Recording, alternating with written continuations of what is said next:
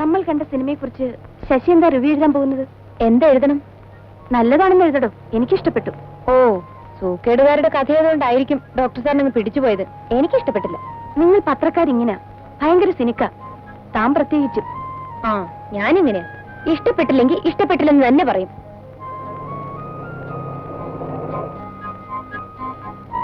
അയ്യോ, കുഴഞ്ഞു. വീട്ടിൽ വരെ എത്താൻ പെട്രോൾ കയ്യില്ലെന്നാ തോന്നുന്നത്. അതെങ്ങനെ? ആഴ്ചയിൽ 2 ലിറ്റർ പെട്രോളല്ലേ അടിക്കുന്നത്? ആ, ദേ ആ കാണുന്ന പങ്കിന്നടിക്കാം.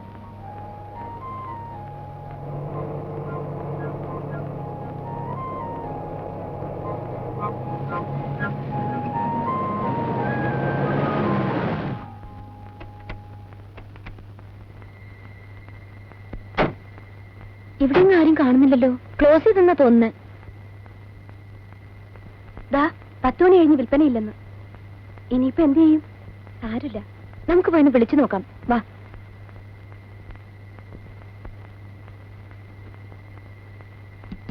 ഏയ്, ഹലോ,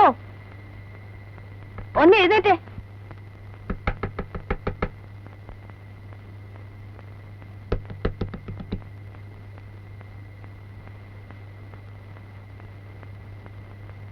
പെട്രോൾ, കുറച്ച് പെട്രോൾ വേണം. അയ്യോ, അങ്ങനെ പറയല്ലേ, ഞങ്ങൾ പാവം പെണ്ണുങ്ങളല്ലേ. പ്ലീസ്.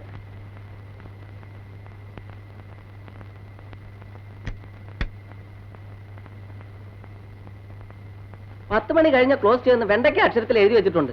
എന്നാലും പാതിരാത്രിക്ക് ഓരോന്ന് വലിഞ്ഞു കയറി വന്നോളൂ മനുഷ്യൻ മനക്കിടത്താൻ. ഇതൊക്കെ എവിടുന്ന് കുറ്റിയും പറിച്ച് വരുന്ന ആർക്കറിയാം. ആ, എത്ര അടിക്കണം? 5 അല്ല 10. അല്ല 5 മതി. ഒരു 10 അടിക്കണ്ടേ സുമേ? നാളെ വണ്ടി പിന്നെ വഴി കിടക്കും. പിശുക്കി. എടി, ഞാനൊരു പാവം സർക്കാർ ഡോക്ടറാ. മാസം മാസം ഡ്രാഫ്റ്റ് വരുന്നുണ്ടല്ലോ ഗൾഫിൽ നിന്ന്, ഡോളറായിട്ടും ദിനാറായിട്ടും ഒക്കെ. അതെ അതെ, എന്റെ കെട്ടിയനോടെ കിടന്ന് കഷ്ടപ്പെട്ട് കാശുണ്ടാക്കുന്നത് എനിക്കിവിടെ പെട്രോൾ കത്തിച്ചു കളയാനല്ല. അപ്പൊ ഒരു കാര്യം ചെയ്യ്, തീരുമാനിച്ചിട്ട് അടുത്ത പങ്കി പോയി അടിച്ചേര്. അയ്യോ, ചതിക്കല്ലേ. എന്നാ പിന്നെ വേഗം പറ, എത്ര അടിക്കണം? 10. 5, 10. മനുഷ്യനെ കിടത്തി ഉറപ്പില്ല, ഓരോന്ന് വലിഞ്ഞു കയറി വന്നു.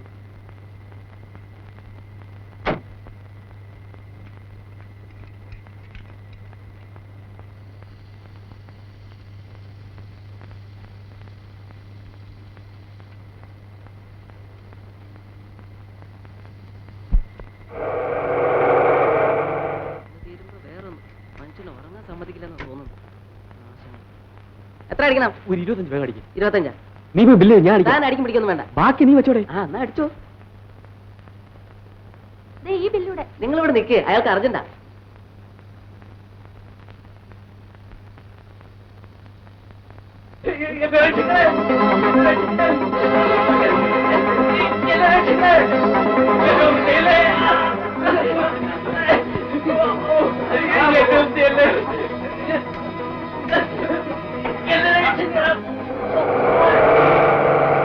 മാത്യു, പോൾസ് ആൻഡ് ഫിഷറീസിന്റെ ഡയറക്ടറാ.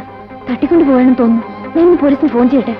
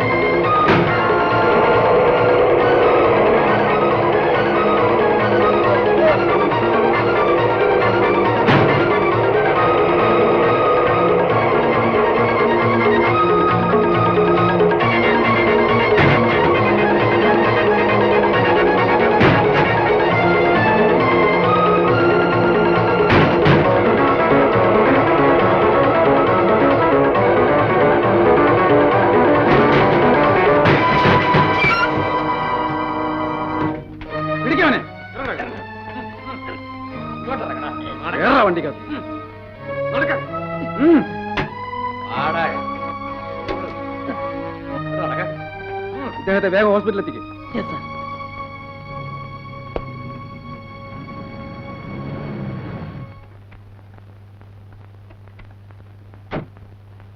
നിങ്ങളാണല്ലേ ഫോൺ ചെയ്തത്? അതെ. വളരെ നന്ദി. അല്പം കൂടെ ഒന്ന് ബുദ്ധിമുട്ടണം. നിങ്ങൾ രണ്ടുപേരും സ്റ്റേഷൻ വരെ ഒന്ന് വരണം. ഞാൻ പത്രാഫീസിൽ പോയി ഈ ന്യൂസ് ഒന്ന് റിപ്പോർട്ട് ചെയ്തിട്ട് വരാം. ഓ, റിപ്പോർട്ടറാണല്ലേ? അതെ. ഏത് പത്രത്തിന്റെ? കേരള രമ. I see. വേഗം പോയിട്ട് വരും. Thank you sir.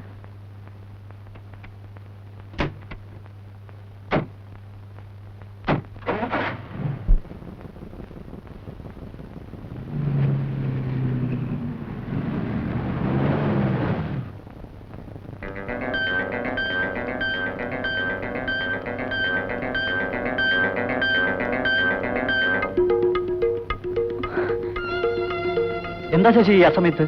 അതൊക്കെ പിന്നെ പറയാം.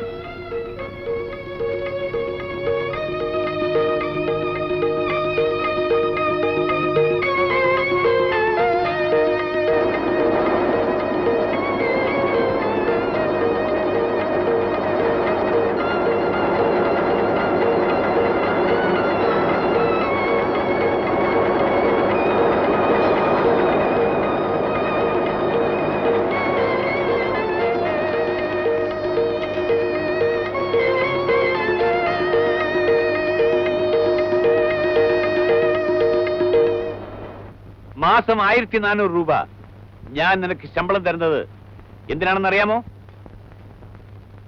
ചോദിച്ചു കേട്ടില്ലേ? ന്യൂസ് റിപ്പോർട്ട് ചെയ്യാൻ. ന്യൂസ് റിപ്പോർട്ട് ചെയ്യാൻ. എന്നിട്ട് നീ എന്താ ചെയ്യുന്നത്? പൗരബോധം, ധീരത, കർത്തവ്യബോധം.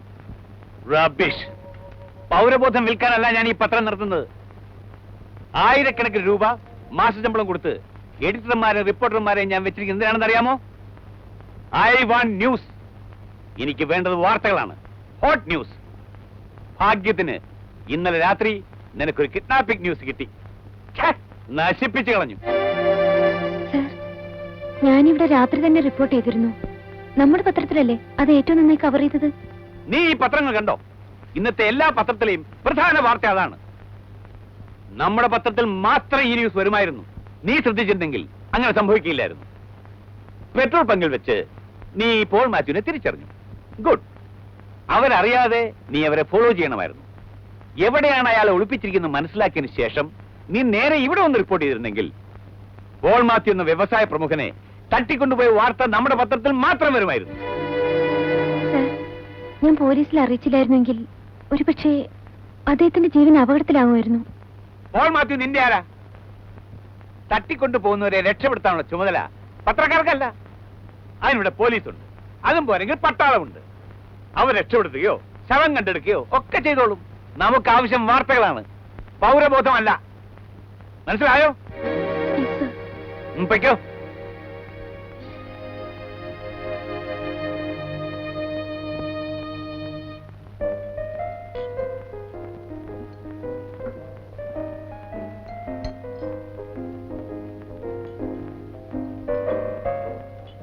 എന്ത് പറ്റി? ഈ പാർട്ടി ഒരു മൂടിയായിരിക്കുന്നല്ലോ. ഏത് ഗതികെട്ട നേരത്താണാവോ ആ സെക്കൻഡ് ഷോയ്ക്ക് പോകാൻ തോന്നിയത്? എല്ലാത്തിനും കാരണം ഇവളൊരുത്തിയാ. ഞാൻ എപ്പോഴേ പറഞ്ഞതാ സിനിമയ്ക്ക് പോണ്ടാന്ന്. I want news, hot news. എങ്കിൽ അങ്ങേർക്കങ്ങ് തൂങ്ങിച്ചതൂടെ? നല്ല ന്യൂസ് ആയിരിക്കുമല്ലോ.